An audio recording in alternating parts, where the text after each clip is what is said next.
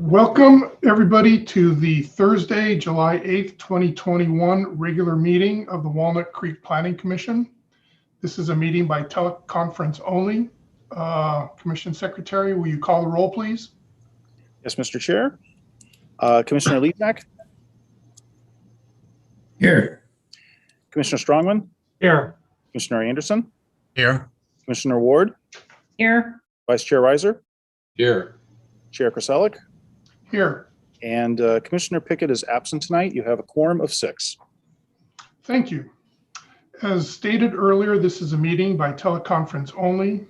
This meeting is being held in accordance with the Brown Act as currently in effect under the State Emergency Services Act, the Governor's Emergency Declaration related to COVID-19, and the Governor's Executive Order N-2920 issued on March 17th, 2020, that allows attendance by members of the Commission, city staff, and the public to participate and conduct the meeting by teleconference.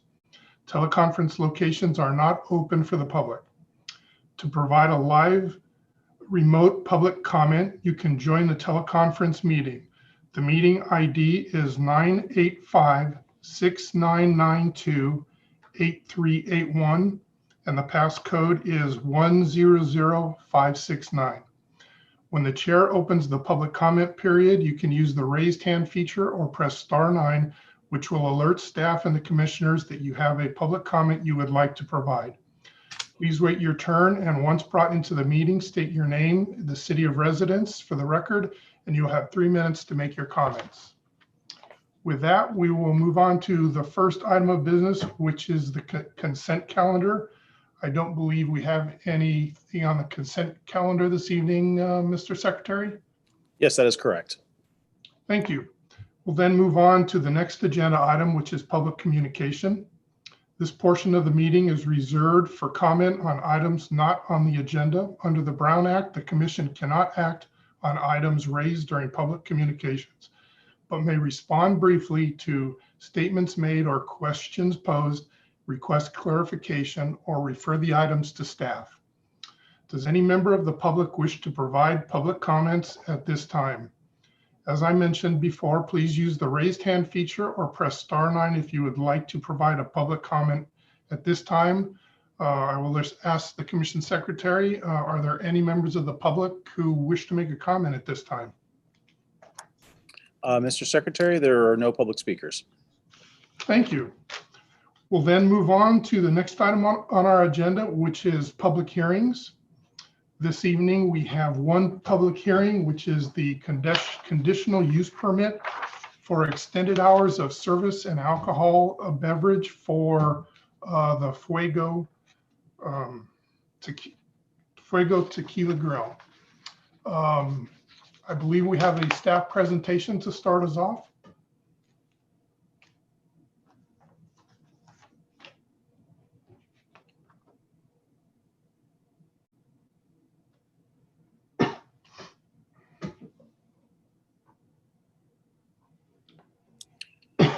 Chair, we're having a moment of technical difficulty here getting the PowerPoint up. It should just be a second. Thank you.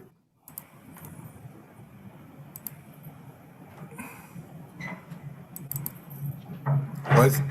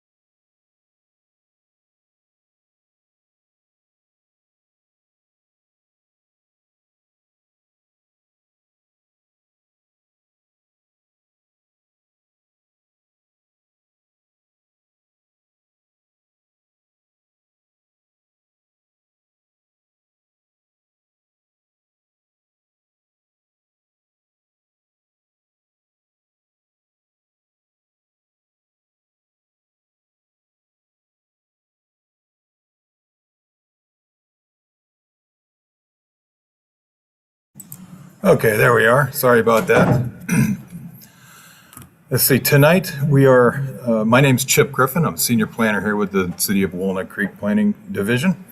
And I'm here tonight to present a one-year review of application Y19-108, a conditional use permit that this body adopted June 11th of 2020. I think it was one of the first, if not the first, Planning Commission COVID meetings where the Planning Commission added a condition for a one-year review for this use permit for compliance with the findings and compliance with the conditions of approval.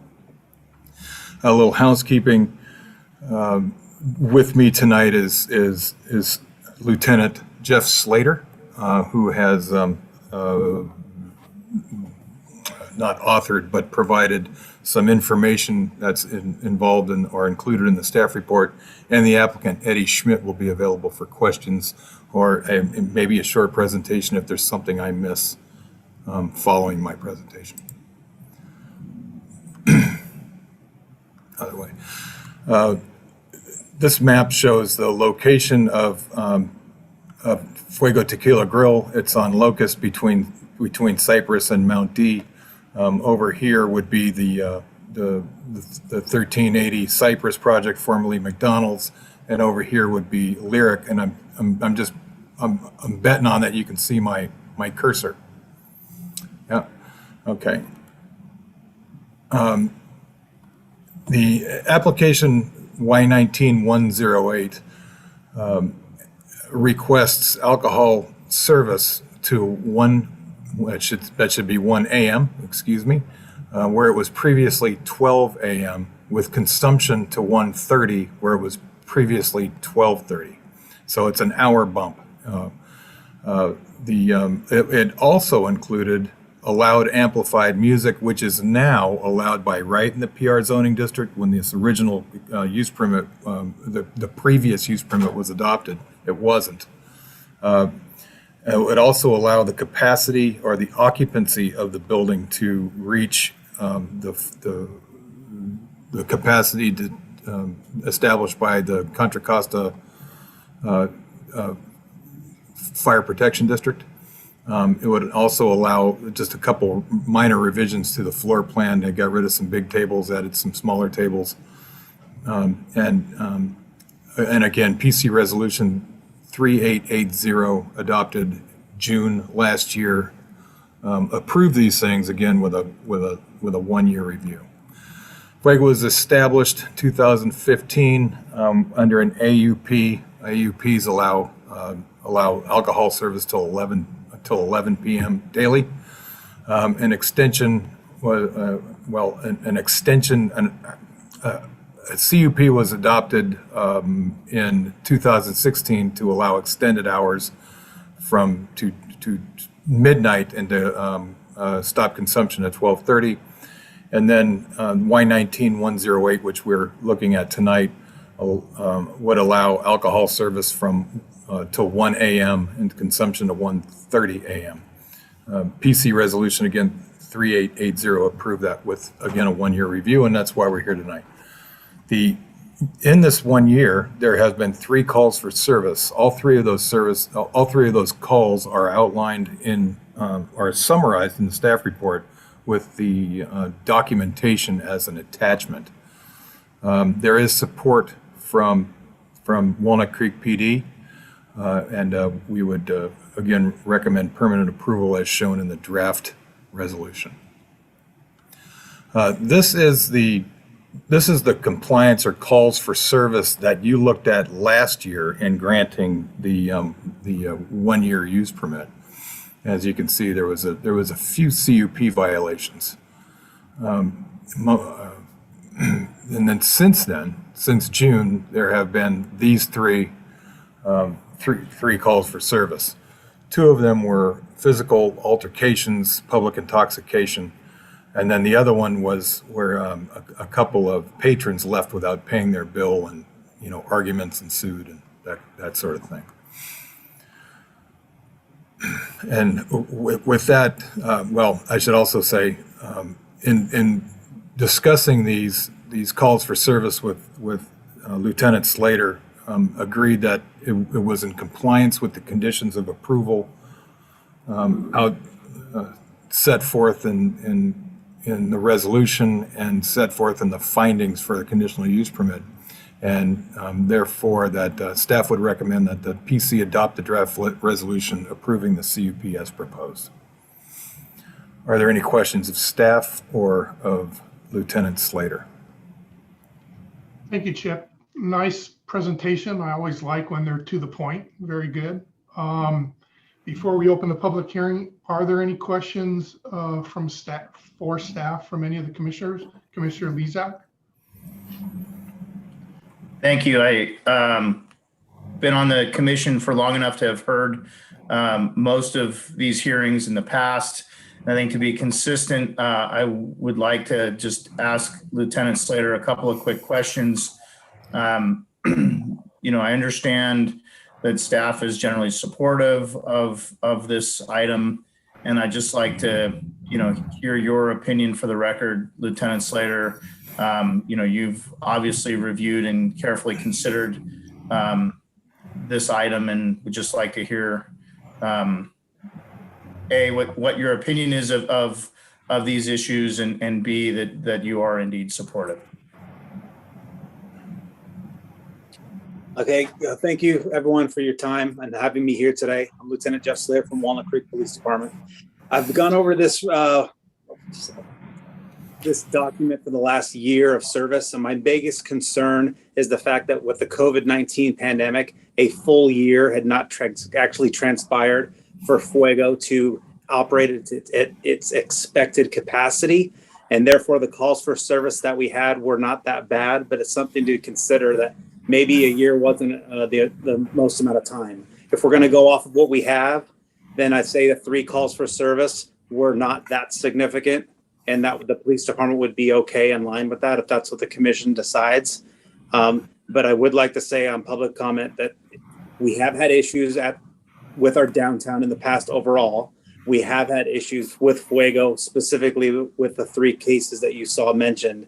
And that is something to be cognizant of, because we have a very prolific downtown. And as we continue to have more businesses as well as residences living downtown, we get more complaints for noise complaints and everything else. That's just something I want to make sure that the commission is paying attentive to and not for being forgetful about. But it appears that in the time frame that they have been working, Fuego has been doing their best working with us and addressing those concerns, and they even approached us up front asking what they could do, and that was very appreciative from our part. I hope that answered your question, and I'm available for any other questions that the commission may have. Thank you. I'm good. Pass to others. Commissioner Anderson? Thank you. Following up on that comment about it not really being a year, can you tell us how, first of all, what is 1:30 the approved closing time? I know that that's the end of the consumption period, but I assume that corresponds to the closing time for the. That is my understanding of how it's written with the CUP. Chip can verify if I'm incorrect on that understanding, but that would be that in line with other establishments that have the same CUP condition, that 1:30 they're supposed to close up shop. That's true. Technically, we can't really. I mean, if they wanted to stay open without serving any alcoholic beverages or having any alcoholic beverages on the table, so to speak, then I would imagine they could. But because it's not a closing time, it's alcohol centric. And just briefly with the specific incidents, the second one with the unpaid bill and other disruptions, looks like it occurred after 2:30 there. Their report indicated 2:39, I believe. Is that correct? Is that in fact an hour after the nominal closing time? My notes show that it occurred about 1:30 in the morning, which is right around their closing time, but they were still open for business. And I believe we didn't clear the call till probably an hour later. That's my understanding of that record. Okay. And the first incident was occurred at 12:20, so it's actually, I presume would have occurred, whether the closing time was 12:30 or 1:30. And the last one was 12:50, so that actually is within the period. And I gather that although obviously you would like to, continue to work with them to eliminate such incidents, that what you saw there was sort of a tolerable level of disruption. Would that be a reasonable way to categorize it? Probably the best way to describe the incidents. I can tell you that on the first incident in October, my notes and all the records show that that was a fight that occurred in front of the business. So that obviously is a little different from being inside. However, we have reason to believe that the patrons were inside prior to the disturbance. And on the second one, that was from an unruly crowd. But I can say that based on the investigation, Fuego staff was very doing everything they could to help resolve the situation, and learned a lot about working with us to call us in advance before something gets out of hand. And the third one was 2 patrons got into a fight inside the business, and one was apprehended and was arrested. The other fled the scene, and we were unable to capture them. But those were patrons involved and not involved with the staff in any way, shape, or form on that third one. And just getting back to my original question, I guess, during what period prior to tonight has the Fuego been open at full or majority capacity, up to 1:30? What kind of period are we looking at that we've actually looked at? I don't have the notes in front of me of when they shut down and when the rebound let them reopen due to the pandemic, but I'm fairly certain it's at least a 9-month period total, but they were operating at these hours, even with a limited capacity. I believe they were only shut down for a period of 90 days. I'm hoping Chip might be able to help me out with that, but that's my best estimation offhand. To my knowledge, that estimation is correct. The rebound rules were changing a lot, so it was tough to monitor, or tough to track, really.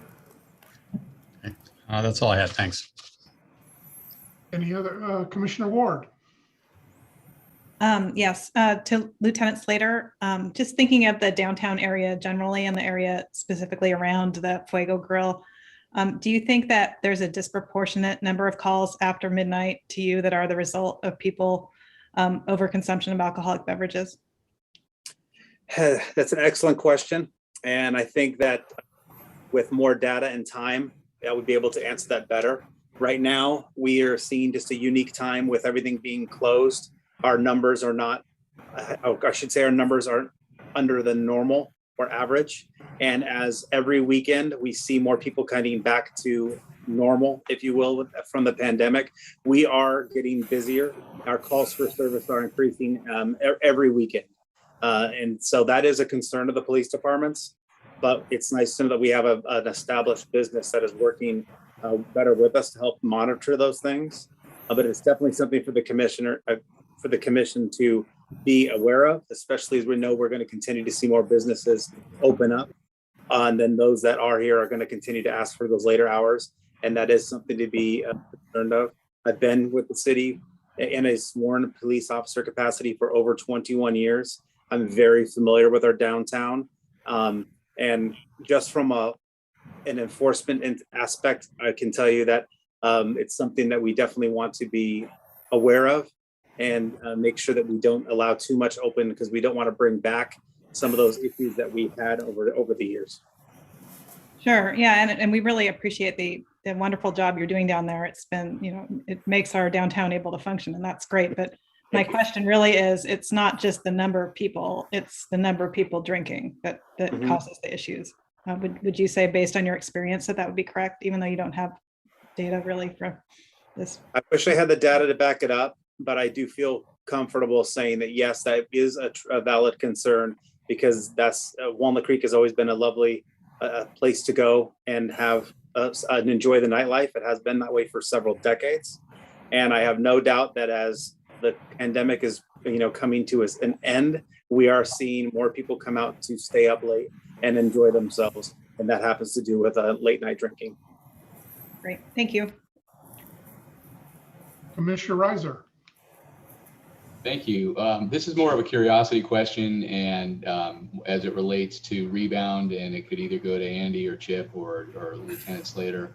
The staff report I was reading through, it references previous CUP requirements, including restricts all live entertainment and or amplified music to a decibel level inaudible from outside the front of the restaurant, prohibits live music, dancing, and special events without the prior approval of a seasonal activity permit. So my question is this. Related to our revised downtown configuration, this whole rebound and the outdoor seating, and just walking down either Main or Locust, you're seeing outdoor music and gatherings and things like that. Is that a part of rebound? How is that being today? How is that being either enforced or relaxed as a result of rebound? The outdoor activity is really related to rebound and the forthcoming Downtown Next. And at this point, I don't know if Andy has if the latest details on how that's going or how long it will last. I'm not sure, but the CUP is separate from the rebound program. We're looking at things. I mean, in other words, Fuego's not going to have a band outside in compliance with their CUP. If they have a band outside, it would be in compliance with rebound. Got it. Okay.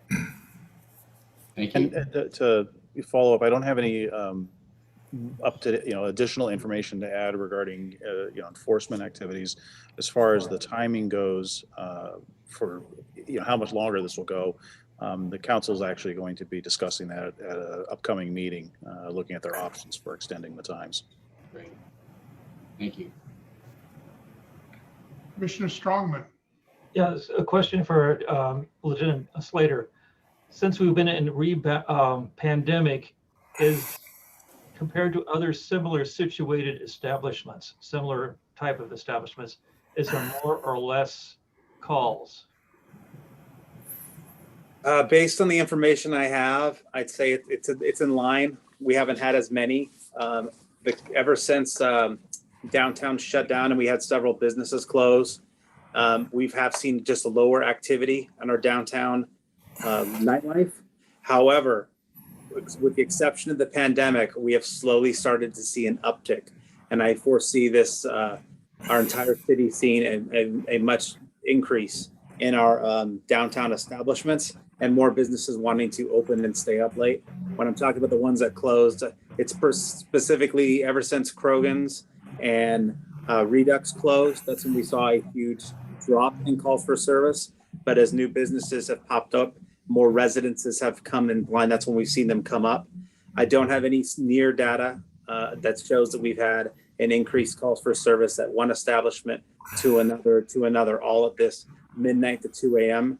I check the log daily, and I can just tell you that that my best estimation for you is that this is in line with what we have had recently. Thank you. Any other questions from commissioners? Okay, seeing none, I will open up the public hearing and we will let the applicant address the commission for 15 minutes. Eddie, I believe you would, I don't know if you have a presentation, but I invite you to address the commission. Thank you, sir, Commissioner. I don't have a lot to say. It's been a tough year for everybody in the downtown and in our country and in the world with this pandemic. And one thing that we are very, very proud of is that we've always been very proactive, as Lieutenant Slater said, to try and be vocal with the team and to ask them what can be done, if anything better, to ensure that we're running the best possible establishment and making our city proud of us, and at the same time giving our patrons a fun, different environment to be in.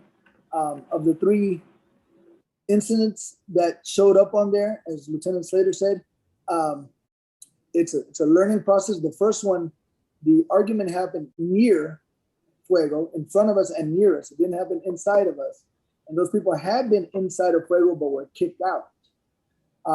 So later on, after I had my conversation with Lieutenant Slater, I asked him what should be done.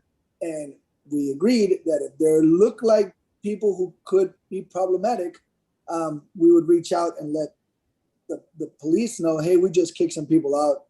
They're being problematic, because obviously we can't detain them, right? They weren't problematic inside the restaurant, but unfortunately later on they became problematic.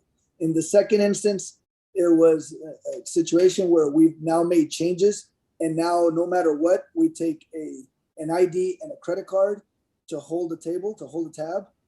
So these kind of things don't happen, or we minimize them. As I said, we've always tried and learn from our mistakes, and I just continue to make them.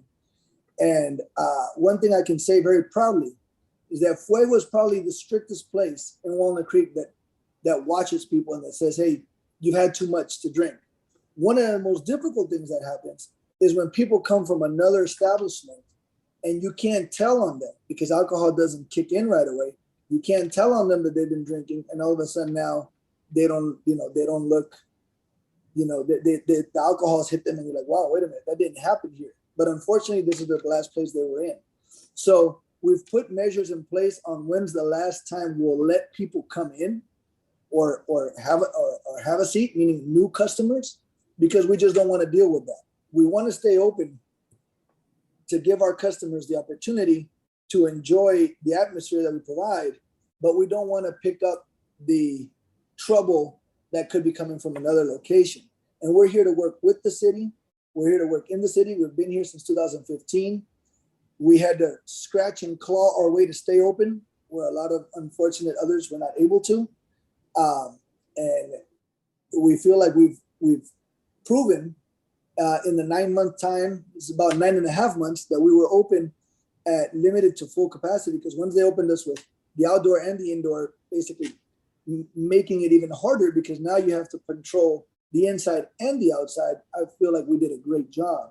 So I asked the commission to please take that into consideration, taking into consideration also that since 2015, we were right next to, unfortunately, Lieutenant Slater mentioned them by name, Krogan's and Redux, and yet we never had a problem because we were patrolled ourselves very well. We were very, very cognizant of what was going on, and we made sure to have communication constantly with the police and produce security measures that would prevent things from happening. And that's the same mentality we'll have going forward. We'll always try and stay ahead of the ball. We'll try and maintain communication with the police in advance so that we can always know what's going on, and hope to be an example for others. But because of our time in Walnut Creek and our track record and our attitude to always be, a leader, I asked the commission to take that in consideration and grant our application. Thank you. Thank you. Do any of the commissioners have any questions for the applicant? I don't see any. Eddie, I will ask you a couple questions. Do you attend the regular meetings with the police department that they have with the restaurant owners? I personally attend most of them. There are times during the pandemic, I was unfortunately in a position where I had to travel a little bit. So if I'm out of the country, I try and get one of my managers there. But yes, I'm the one that attends most of those meetings because I personally take responsibility for that restaurant. That restaurant was opened in the memory of my grandmother. All the recipes are hers, and everything is made from scratch the way she used to make it for me. So I take great pride in the restaurant, and I try and stay involved as much as possible. And do you have anybody, a consultant or anybody who helps you looking at your security and your service procedures and trying to help you get better? Or is that something you're just working on with the police department? Well, I work with Walnut Creek PD, but I also have relationships with individual officers who I ask, what's going on. And then I have a direct relationships with San Francisco Police Department. On my other hat, I'm a real estate developer. So I constantly am running things by them to ask them, what do they think? You know, here's my format. Like with the patios, as an example, I showed them an outline and asked them where I should position people. We were the first ones, and I believe the only ones that came up with a wristband system to prevent people from going table to table, meaning we had multicolor wristbands. And if you were at one table and you had a yellow and all of a sudden we saw a blue there, you were given a warning, then you were kicked out. So those kind of things I'd love to take credit for, but that wasn't me. That was consultants that I spoke to. Okay, thank you. Okay, seeing no other questions, we will now ask if there's any member of the public who wishes to provide public comments at this time. If so, please use the raised hand feature or press *9 if you would like to provide a public comment. Mr. Secretary, do you see anybody in the public who would like to make a comment? We have no public speakers, Mr. Chair. Okay, great. And Eddie, can I assume that since we have no public speakers, you have no additional comments for us? Yes, sir. Okay, thank you. I'll then close the public hearing and bring it back to the commission. And due to the nature of this CUP, I'm just going to go around the table and take comments from everybody. And Commissioner Anderson, I'll just randomly start with you. Having a name that starts with A makes it not so random usually, but that's fine. I think well, first of all, it was nice to see that none of the participants in these incidents or even the witnesses were from Walnut Creek. So it's one mark for us, I guess. And I appreciate the management's, the measures that they've taken. They seem pretty focused on the actual issues, and I think there's a fair chance that they'll be successful and effective. So I was concerned that we'd not really had too much of a test of this, but if it was in place, effectively for about 9 months, I think that gives us a pretty clear identification of what the potential issues might be. And there are some, but I think they're at a level that's not excessive, and with the measures taken can be brought down. So I'd be in favor of granting the CUP. Thank you. Commissioner Strongman.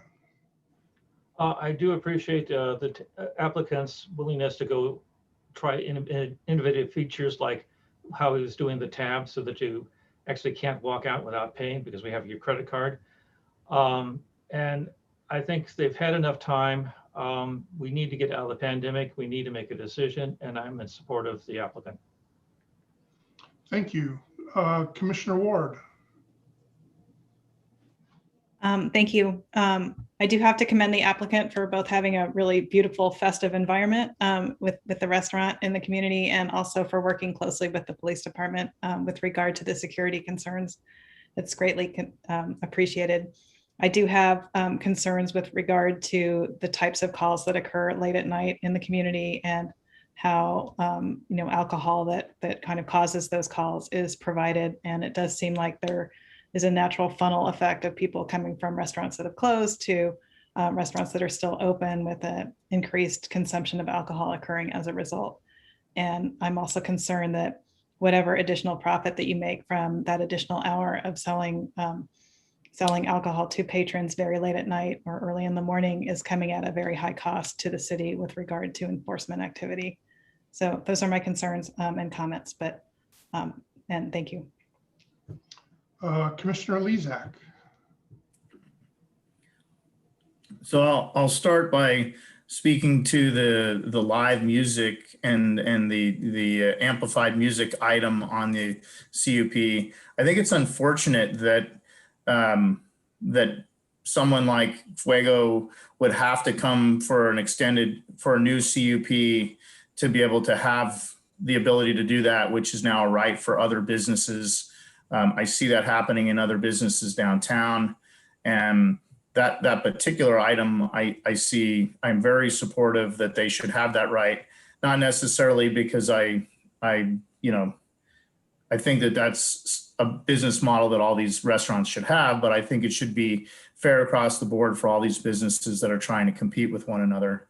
With respect to the additional hours, I do understand that it's a struggle to run a business of this type in Walnut Creek. While I'm kind of agree with some of Commissioner Ward's concerns, I do recognize that that additional time can make or break a business. And, you know, from my perspective, I have seen this restaurant over the years develop, and I do totally appreciate the applicants' participation with the city and the efforts that they make. So I'm supportive of granting that additional hour. And I do admit that I think that they have very good tacos. Thank you. Commissioner Reiser. I will ditto my fellow commissioners, and I'm in support of extending the hours. I appreciate the applicants' candor and honesty and efforts to mitigate the issues that have happened, and his efforts to be creative in those other items that Commissioner Strongman had mentioned. And I think at the end of the day, for any establishment downtown, the city retains the jurisdiction to review and modify or revoke the CUP anyway. So this is not something that becomes permanent, or if something ever came out of hand, it was before us before, and before this body before, could be again. So I appreciate it. I'm glad they're in business, and look forward to seeing them. I won't be there an hour later, but glad they're getting an hour later downtown. Thank you. I will voice my concern as well. I was sitting here with Commissioner Lezak for Krogan's and other issues downtown, and it was very rough going and took a little while for things to get under control. And I still have those concerns. I would like to thank Lieutenant Slater for his feedback tonight and input. That was very helpful. I would like to mention also to you that if the police department sees any issues that starts to creep up and become a concern, please bring them to the attention of the Planning Commission, and we can revisit the CUPs for anybody at any time. And with that, I would also be in support of trusting Eddie that he's going to continue to work hard to do a good job. With that, does any commissioner wish to make a motion tonight? Commissioner Lezak. I'll go ahead and motion to approve the conditional use permit application number Y19-108, Fuego Tequila Grill, extension of hours, alcohol sales, service, and consumption, 1359 Locust Street. I'll second. Thank you. Commission Secretary, can you call the roll, please? Yes, Mr. Chair. Commissioner Lezak, Yes. Commissioner Strongman, Yes. Commissioner Anderson, Yes. Yes. Vice Chair Reiser, Yes. and Chair Krasalik. Yes. Motion passes unanimously. Thank you, Eddie. Good luck. Thank and you. keep up the Thank you, good work. everybody. Lieutenant Slater, thank you. Chip, thanks a lot. Good to see you as well. Thank you. Okay, we have no more public hearings this evening, so we will move on to the next item of business, which is commission considerations. Mr. Secretary, any considerations this evening? No, we have nothing on the agenda for commission considerations. Thank you. Moving on to the next item, are there any commission member or staff reports this evening? I just might note that it looks like we're probably not going to have a meeting on the next normally scheduled meeting, which will be on the 20, I had it written down here, on the 22nd. I don't believe we're going to have any items on the agenda. I will, of course, follow up with a formal notice of that if that comes to fruition, but it looks like we might not see each other until August. Thank you. Anything from any member? Well, seeing none, I think it was a short, prompt, well-run meeting by all of you. Thank you very much, and we will consider it adjourned. Thanks all.